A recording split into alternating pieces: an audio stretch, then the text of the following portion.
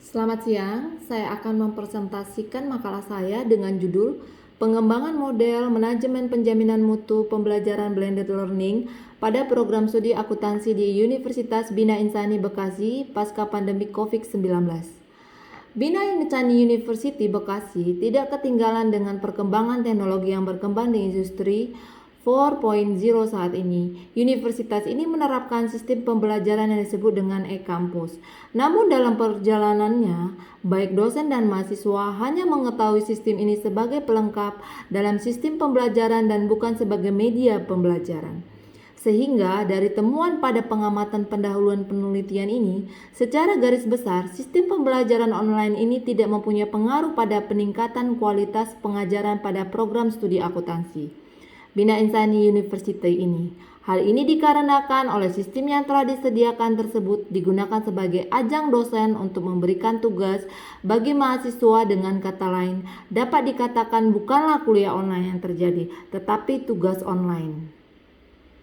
Adapun sumber data dalam penelitian ini yaitu mahasiswa program studi akuntansi Bina Insani University Bekasi.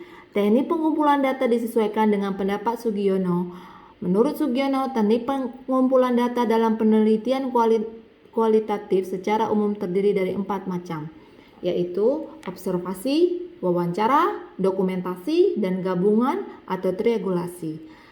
Pengecekan keabsahan data dilakukan dengan cara membandingkan data hasil pengamatan dengan hasil wawancara. Kemudian reduksi data dalam penelitian ini adalah penyeleksian data kualitatif yang diperoleh selama penelitian. Metodologinya kemudian dilanjut dengan penarikan kesimpulan atau verifikasi data, merupakan kegiatan memberikan kesimpulan terhadap hasil penafsiran dan evaluasi. Kemudian setelah itu verifikasi hasil kesimpulan merupakan kegiatan menguji kebenaran dan kecocokan makna dari data yang diperoleh dari lapangan untuk memperoleh kesimpulan yang valid. Untuk penarikan kesimpulan tentang data hasil lembar observasi aktivitas dosen dan mahasiswa, kesimpulan didasarkan atas kriteria yang dirujuk oleh peneliti.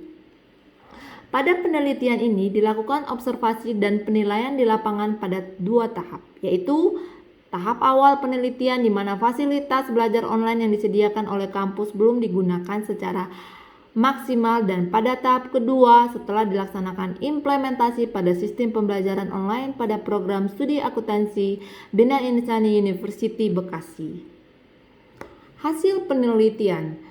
Temuan pada pengamatan pendahuluan, mahasiswa sudah menggunakan fasilitas e-kampus untuk mendapatkan materi dari dosen berkenan dengan pembelajaran pada pertemuan tertentu, namun tidak terdapat waktu pembelajaran yang pasti dengan pembelajaran online ini. Dari segi dosen, juga tidak mengetahui apakah semua mahasiswanya menggunakan e-kampus untuk mendapatkan materi yang telah diberikan atau tidak. Yang ketiga, media pembelajaran online yang telah disediakan oleh kampus juga tidak dipergunakan oleh dosen sebagai media pemberian materi searah dari dosen kepada mahasiswa.